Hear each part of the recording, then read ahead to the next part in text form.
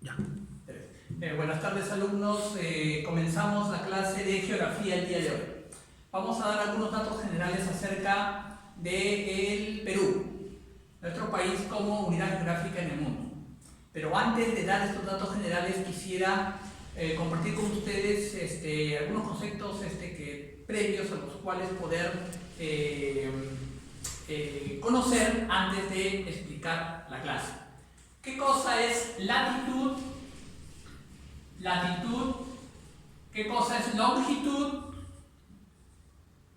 ¿Y qué cosa es altitud? Conceptos que manejamos cotidianamente y que en geografía adquieren una importancia decisiva para ubicar los fenómenos geográficos. Muy bien, yo puedo dividir el mundo de dos maneras. Vamos a dibujar una representación de la Tierra. Aquí otra. Disculpen que no me salga tan bien la esfera de la Tierra. Entonces, miren, yo puedo dividir la Tierra de dos maneras. De esta manera, de manera horizontal y de manera vertical. Como si se partiera dos naranjas, ¿no? Por la mitad exactamente. Solamente que uno de manera transversal, otro de manera longitudinal.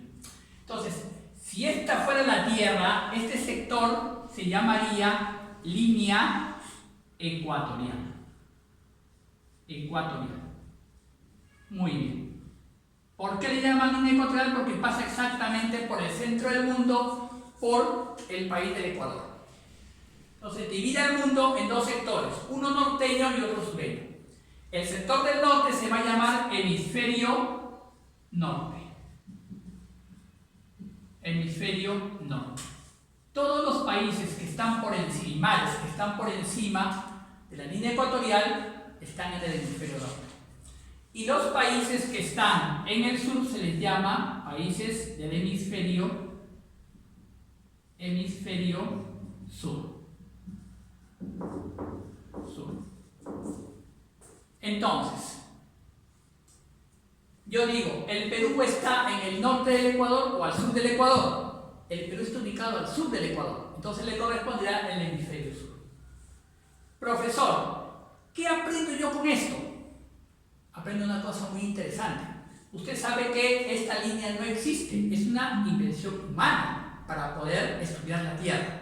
Pero existen líneas paralelas a esta línea ecuatorial, líneas horizontales. Son varias, pero las principales están ubicadas en este sector que estoy dibujando aquí en la pizarra. Y reciben el nombre de trópico. El trópico del norte tiene el nombre de trópico de Cáncer. Pasa por el territorio de México, el Golfo de México, el Océano Atlántico, llega a algunos países de Europa, da la vuelta porque la Tierra es una circunferencia y vuelve de nuevo al Océano Pacífico y llega hasta México. Es una línea imaginaria. Mientras que en el sur tenemos otra línea que pasa por Chile, pasa por Argentina, se interna en el Océano Atlántico, pasa por la parte sur del continente africano, el Océano Índico, llega hasta algunas islas del Oceanía, vuelve al Océano Pacífico y llega hasta Chile. Se llama Trópico de Capricornio. Capricornio. Profesor, ¿para qué es importante saber esto? Estas líneas imaginarias. ¿Para qué le han inventado las personas, los geógrafos? Muy fácil, joven. Esto nos determina, uno, la latitud y otro, las estaciones del año. Cuando los rayos solares caen de manera recta o de manera perpendicular en uno de estos trópicos, sea el de Cáncer, entonces estamos hablando del verano. El verano es un solsticio. Solsticio de verano para el norte, para el hemisferio norte. Hasta aquí. ¿Cuándo será eso? 21 de junio para ellos. Y si a ellos les da el solsticio de verano, para nosotros será solsticio de invierno. Los rayos solares caen oblicuamente, no perpendicularmente, sino oblicuamente en el trópico de Capricornio. Decimos solsticio de invierno. Y a la inversa pasa en diciembre. 21 de diciembre los rayos solares caen perpendicularmente o rectamente en el trópico de Capricornio y oblicuamente en el trópico de Cáncer. Estamos hablando de verano en el sur e invierno en el norte. Y cuando los rayos solares caen en la línea ecuatorial perpendicularmente en toda esta zona, caen perpendicularmente aquí, entonces decimos que tanto en el hemisferio norte como en el sur se produce el llamado equinoccio. ¿Qué es el equinoccio, profesor? La palabra te lo está diciendo. Iguales noches. Los días y las noches son iguales. Si acá es primavera, acá será otoño. Y si es otoño, acá será primavera. El otoño comienza en el sur en el mes de marzo. 21 de marzo hasta el 21 de junio. En el norte es primavera y se alterna. La primavera para el sur comienza el 24 de septiembre y para ellos comienza el otoño. Entonces, profesor, ¿y en qué me va a ayudar para lo que yo quiero llamar latitud? ¿En qué me va a ayudar? Muy bien. ¿Qué es latitud? Se define latitud como cualquier punto de la Tierra con respecto a la línea ecuatorial. Por ejemplo, la ciudad de Lima, capital del Perú, está en latitud sur, mientras que Nueva York está en latitud norte. No se olvide que estas líneas horizontales se llaman paralelos. Hay muchos paralelos, pero los tres principales son estos. No se olvide, joven. Latitud es cualquier punto de la Tierra con respecto a la línea ecuatorial. Muy bien, con eso hemos dado a entender que existen dos solsticios, el verano y el invierno, y equinoccio hay dos también, que son el otoño y la primavera, ¿no? Dos equinoccios y dos solsticios. Muy bien. Profesor, ¿ahora qué será longitud? Vayamos al siguiente cuadro. Longitud es esto. Yo puedo dividir el mundo en dos partes iguales como si cortara una naranja, pero ahora de manera transversal, no de manera horizontal. Entonces, ¿qué sucede? Va a existir una línea que partan en las dos de manera igual. Si esta fuera la Tierra, entonces tendríamos en cuenta que se forman dos partes. Serían hemisferio occidental y hemisferio oriental. Pero, profesor, en mi libro dice de manera diferente. Por supuesto, el occidente se le llama poniente. ¿Por qué? Porque el sol se pone por el este. Vaya usted a la playa en invierno, el sol se está poniendo por ahí, porque es el oeste. Le llaman también W en algún libro porque es la letra inglesa, pues, que significa occidente. En el oriente puede ser levante porque el sol sale por el este, con relación a la Tierra. Se le puede llamar también que viene de la palabra inglesa EAS, que significa oriente. Muy bien. Siempre en todo mapa, joven alumno, que usted vea de geografía, en la parte derecha va a estar el oriente y en la parte izquierda va a estar el occidente. Profesor, ¿y para qué me sirve esto?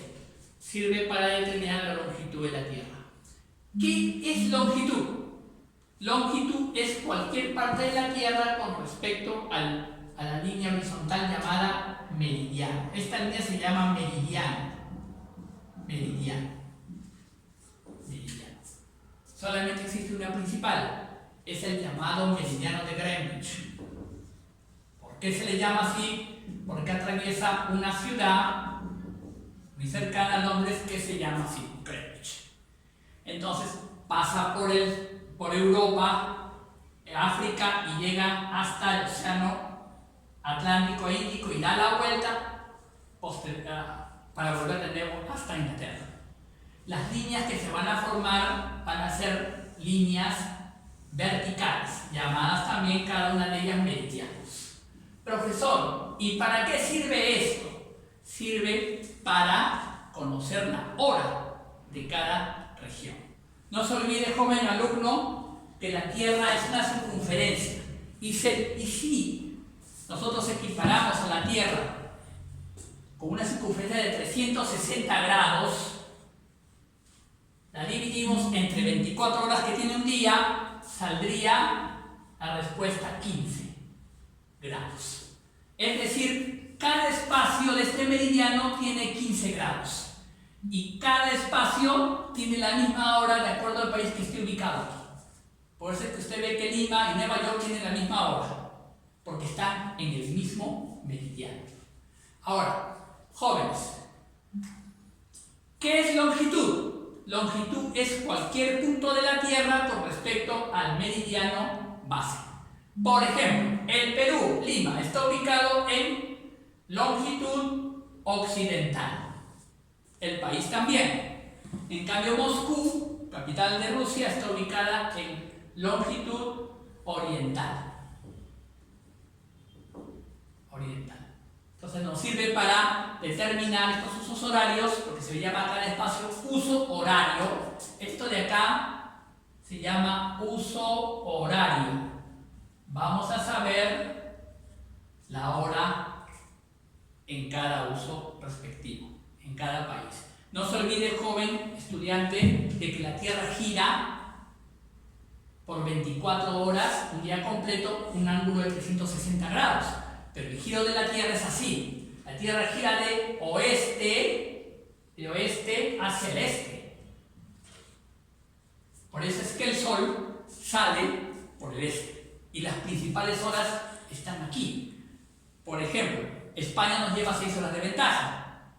Italia 7. Son países en los cuales el día acontece, o sea, más antes que nosotros y nosotros posteriormente. Entonces, todo eso determina qué cosa es longitud y, como hemos visto primero, qué cosa es latitud. Ahora, ¿qué es altitud? Altitud es algo más sencillo. La altitud se define como la elevación del hecho geográfico en el terreno. Por ejemplo, el monte más alto del Perú se llama Huascarán. Está a 6.768 metros sobre el nivel del mar. Es decir, la altitud de ese monte está enmarcado en metros. Entonces, esos son los términos para los cuales ustedes van a hacer esa explicación acerca del Perú, para que no se vayan a equivocar. Voy a borrar.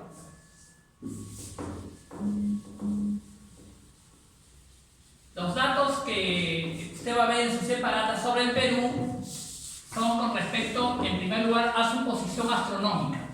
¿Por qué se le llama posición astronómica al Perú? Porque son coordenadas matemáticas expresadas en grados, minutos y segundos que van a determinar los puntos más extremos del país. Entonces pide que se parte de hechos geográficos reales, pero que están catalogados por grados, minutos y segundos, como expresión matemática.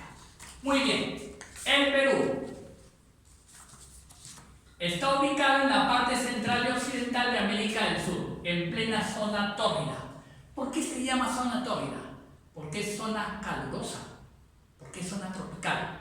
Pero el Perú uniformemente no es un país totalmente tropical. Vamos a ver que hay determinados factores que determinan que el Perú tenga partes áridas, partes de frío y también partes de selva tropical o de clima tropical. Muy bien, usted va a ver en la primera parte de la separata las coordenadas geográficas del Perú, pero vamos a ver sus puntos extremos, porque esta es una coordenada matemática, es una cuadratura matemática. Dice así: el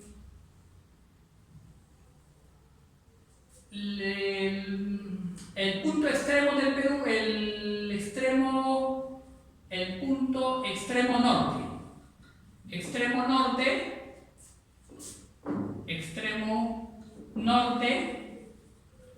latitud. ¿Qué latitud es el Perú? Latitud sur. Pero es extremo norte del Perú. ¿Cuál será? Es una zona llamada Huepi. Esto está en la frontera con Ecuador, la parte más norteña del Perú. Seguimos en lo que es las horizontales o paralelos. El punto extremo sur, latitud sigue siendo sur porque no cambia, pero uno tiene latitud norte, tiene latitud sur siempre. ¿Qué zona será? El hito número 1, La Concordia. Esto está en la frontera con Chile, departamento de Tacna. Esto es frontera con Ecuador, y esto es frontera con Chile. Muy bien. Hemos hecho entonces los dos lados extremos norte y sur del Perú, siempre en la latitud sur. Ahora vamos a hacer los puntos. Punto extremo oeste del Perú. ¿Cuál será la parte más occidental del Perú? Es la llamada Punta Malcones. ¿Dónde queda esto? Esto queda en el departamento de Piura. Es la parte más occidental de América del Sur. Esto es, ya no es latitud, sino longitud, porque ya es una línea transversal, vertical. ¿Longitud? ¿Qué longitud? Oeste. El Perú no tiene nada de este, tiene de longitud oeste. El punto extremo este del Perú, ¿cuál será?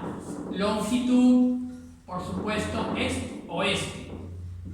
Es la desembocadura del río Gea. ¿Dónde queda esto? Madre de Dios, frontera con Bolivia. Entonces, en el mapa usted se va a poder dar cuenta, miren. Permíteme, por favor. El punto más extremo del Perú, en el norte, latitud sur siempre porque le corta acá encima. Entonces, aquí el Perú, su extremo norte sería Huepi. Y el extremo sur, la Concordia, Chile.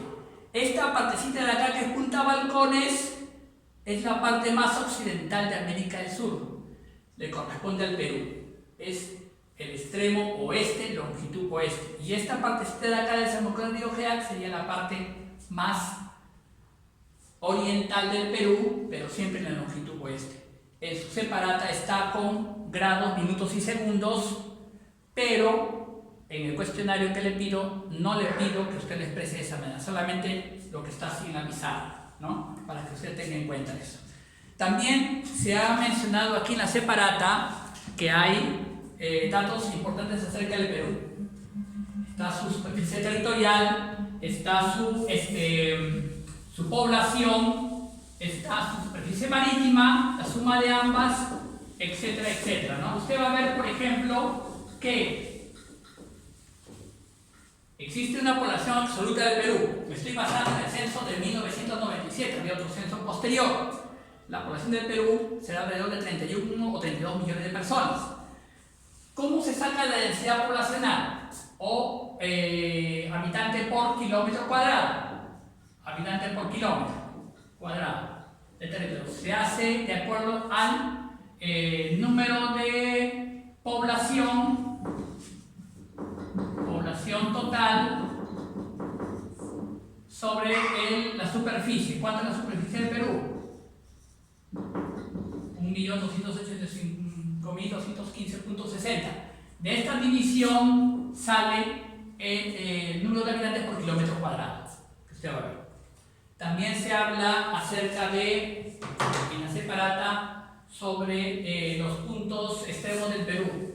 Quisiera que usted tenga en cuenta esto, ¿no, joven alumno? Mire, lo pongo bien expresado para que usted tenga en cuenta. El lago Titicaca es el lago navegable, ojo, navegable más alto del Perú y del mundo, pero es el lago navegable. Puede haber lagos más altos, pero no son navegables.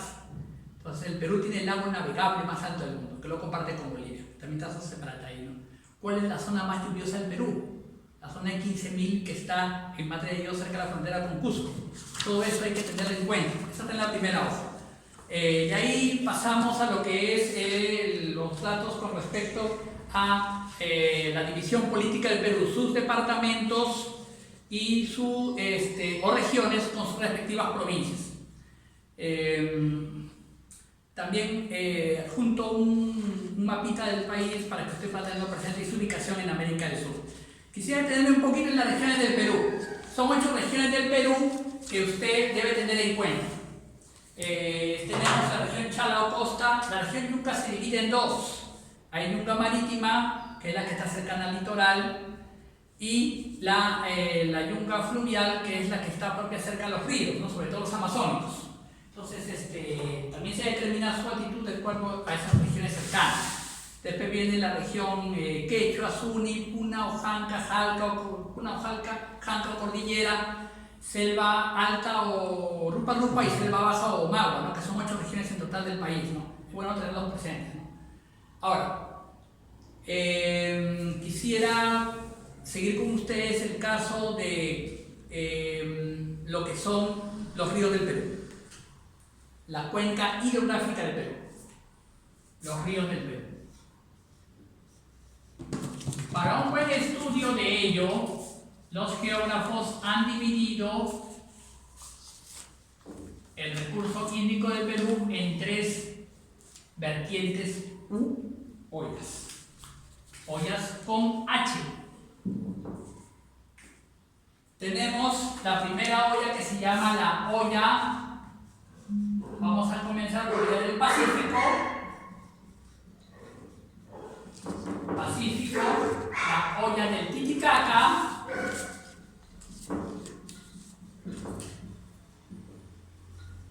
y la olla del Amazonas. Cada uno de ellos constituye una unidad geográfica importante.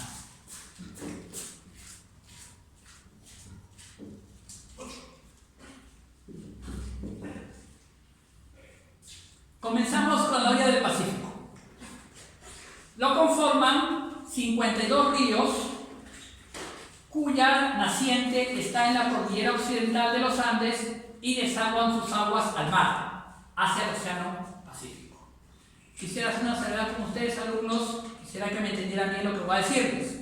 Miren, todos los ríos del mundo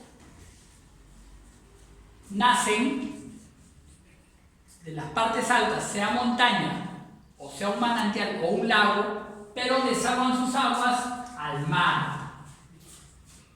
Todos los ríos del mundo. Ningún río nace del mar para adentro. Ninguno. Todos los ríos llevan sus aguas al mar. Por eso se dice desaguan sus aguas al mar, a la tierra. En el caso de la costa, esto es más interesante. Miren, son 52 ríos. ¿Cuántos departamentos tiene la costa peruana? Muy interesante, ¿no? Está Tumbes, Piura, Lambayeque, La Libertad, Ancash, está Lima, está Ica, está Arequipa, Moquegua y Tacna. Prácticamente son 10 departamentos o regiones del Perú. Entonces, entre esos 10 departamentos existen 52 ríos, que como vuelvo a repetir, sus aguas bajan de la cordillera occidental de los Andes hacia el mar. Llevan sus aguas hacia el Océano Pacífico, o desaguan sus aguas hacia el Océano Pacífico. Entonces, todos estos ríos tienen características generales que están en su separata. Se las voy a explicar aquí. ¿En qué consisten estas características? La primera estriba o está considerada en que estos ríos nacen de la cordillera occidental de los Andes, de los manantiales, lagos, y van pasando hacia el mar. Muy bien. Entonces, estos ríos tienen una segunda característica. ¿Cuál es? No presentan régimen regular. Su régimen es irregular durante el año. ¿Por eso qué significa régimen? Régimen es la cantidad de agua que llevan en un río durante un año. Por ejemplo, el río Rímac. El río Rímac es un río que presenta una cantidad de agua, un caudal de agua enorme en los meses de febrero o marzo de cada año. Hay épocas de lluvia en los sectores norteños de la cordillera occidental de los Andes. Por lo tanto, su régimen de aguas es abundante. Pero para los meses de octubre y noviembre prácticamente no hay agua. Es un río que tiene un caudal muy pequeño de agua. Entonces son ríos de régimen cortos o de régimen variable. Se le dice así. Esa es la segunda característica. La tercera característica es que estos ríos son muy tormentosos o muy, por decir así, muy caudalosos en su pendiente, porque nacen las pendientes de la región Suni, en algunas partes de la región Quechua. Son quebradas en bajada. Entonces el río tiene una velocidad más rápida en bajada de esos sectores hacia la costa. Y eso es aprovechado, esa caída de agua, ¿para qué? Para construir al lado de ellas generadores de energía que capten la caída del agua para convertirla o transformarla en ayuda para la energía eléctrica. Las centrales hidroeléctricas, por ejemplo, ¿no? De Huinco, Moyopampa, que están ahí en Chosica, ¿no? Matucana. Entonces, todo eso tiene su valor. Ahora, estos ríos también durante siglos han acarreado material aluviónico de las montañas. Ese material aluviónico tiene nutrientes y esos nutrientes han enriquecido los valles costeños. ¿Por qué decimos esto? Porque todo río de la costa tiene 3 etapas diferenciadas. Son torrentosos y muy caudalosos en su curso superior. En su curso medio, su velocidad disminuye y en el curso inferior, para desembocar al mar, el curso es más lento. Pero en la parte central han formado valles muy productivos en el país. Los valles de Moche, Chao, Virú en el norte, los valles arroceros, valles azucareros, y en el sur también los valles algodoneros también, ¿no? Porque durante siglos han acarreado el material aluviónico erosionando las montañas de las partes occidentales de los Andes del Perú. Entonces vemos todas esas características que son esenciales para lo cual la costa peruana tiene ciudades. Si no, la costa peruana sería un desierto completo, no ser por esos 52 ríos que bajan sus aguas desde la cordillera occidental de los Andes hacia el mar. Entonces, esas características encontramos en los ríos de la Hoya del Pacífico. No se olviden, son 52 ríos. En su separata están los principales, se han unado otros más, para ponerlos en línea general y completo, ¿no? No se olviden. Por ejemplo, el río Rima, que es uno de los principales ríos, ¿no? Que tiene, ¿no? El departamento de Lima. Quisiera hacer una salvedad terminológica con ustedes en este momento. Quisiera decirles esto, ¿no? Miren, una cosa es cuenca de un río. ¿Qué cosa es cuenca del río Rima, por ejemplo? Se llama cuenca a el trayecto del río más su área de influencia con sus afluentes. Se sabe que el Rima tiene varios afluentes. Está el río Surco, está el río Guaycoloro, está otro río más de Chuelos que también están regando sus aguas por diversas partes de su área de influencia en Lima. Entonces, toda esta área se llama cuenca del río Rima, el río principal con sus afluentes. Como hemos dicho, régimen es la cantidad de agua que trae un río durante el año, ¿no? Entonces hay que tener cuidado con esas cosas, ¿no? Esas terminologías usadas. Muy bien. Pasamos a la siguiente olla, la olla del Titicaca. La olla del Titicaca lo conforman 5 ríos que desaguan sus aguas hacia el lago Titicaca. ¿Qué características tienen que estos ríos? Nacen de la cordillera oriental de los Andes del sur del Perú, la llamada cordillera de Carabaya. Los ríos son, está el Ilave, está el Coata, el Ramis, el Desaguadero y el Suches. Son 5 ríos. La característica fundamental es que estos ríos no tienen desagüe al mar. Desaguan sus aguas en el lago Titicaca. Por lo tanto, son endoreicos. Son ríos endoreicos. El lago Titicaca, lo mismo, es un lago endoreico. No tiene salida o desagüe al mar. Y en el pasado formó toda una unidad completa, ser un lago más grande, junto con el lago Valdivian de Bolivia y el lago Popo de Bolivia. Sino que han habido movimientos orogénicos en el pasado que han hecho posible que se levanten masas de tierra en el terciario, ¿no? Hace millones de años atrás, 50, 60 o 100 millones de años atrás, para que se levanten capas tectónicas que formen la planicie, la altiplanicie boliviana y la meseta del Collao, por consiguiente también en el sur del Perú, adyacente a ese lago. Entonces, vemos que el lago Titicaca tiene una característica fundamental, ¿no? Ha permitido sus aguas, su presencia de esas aguas del lago y la presencia del lago mismo, determinar la vida de los habitantes de ese lugar.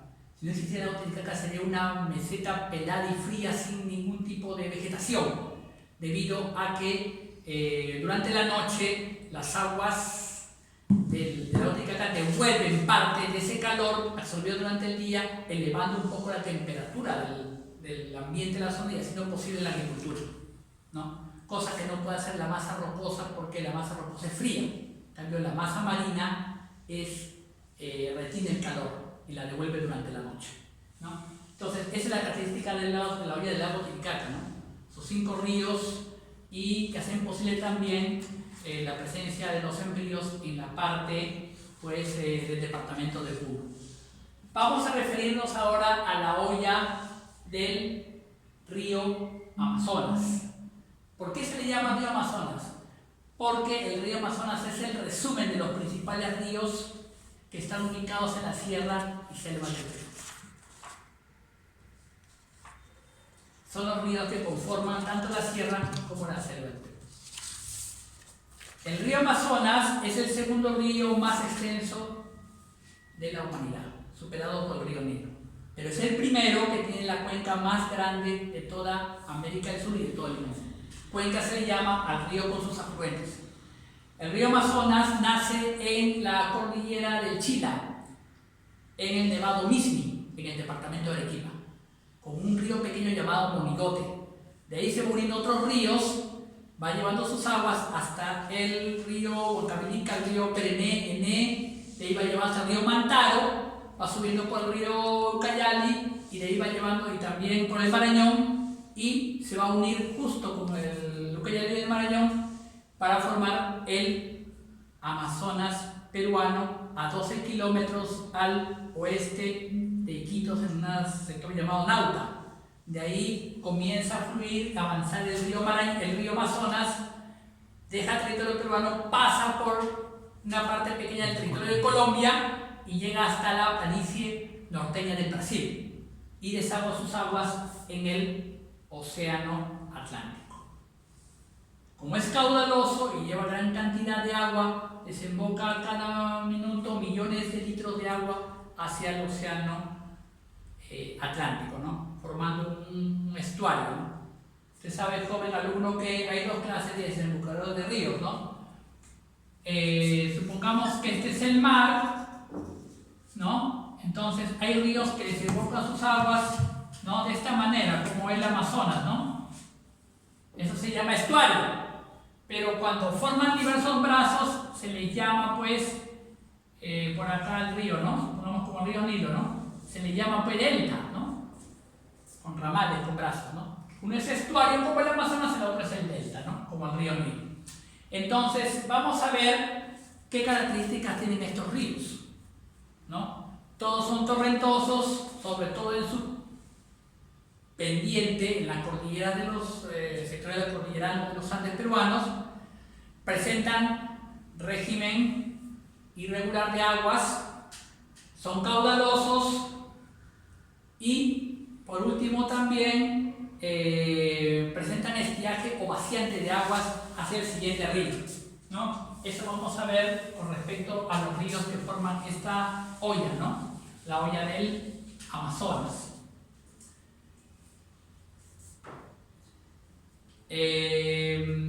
Como dato complementario para ustedes, jóvenes alumnos, es la importancia económica que tiene cada uno de estas ollas en la vida del país. Ustedes saben que el agricultor peruano depende mucho sea costa, cerro, selva, depende mucho del agua que transportan los ríos para poder hacer sus sembríos. En la sierra, aparte del agua, también el estado del clima. No se olviden que las noches despejadas son muy temidas por el agricultor peruano. Las noches nubladas les favorecen, ¿por qué? Porque la nubosidad baja es un techo contra la helada. La helada se presenta en noches despejadas y puede destruir el sembrío y por consiguiente una pérdida económica muy grande para el pueblo peruano. Entonces nuestra vida está orientada hacia el desarrollo económico que se da, en el caso de la agricultura, por la presencia de los ríos y el clima creciente hacia ellos. Muy bien, jóvenes, creo que en su separado ustedes van a ver todas las características fundamentales de los ríos del Perú, ¿no? Sí, ahora vamos a ver los Andes peruanos.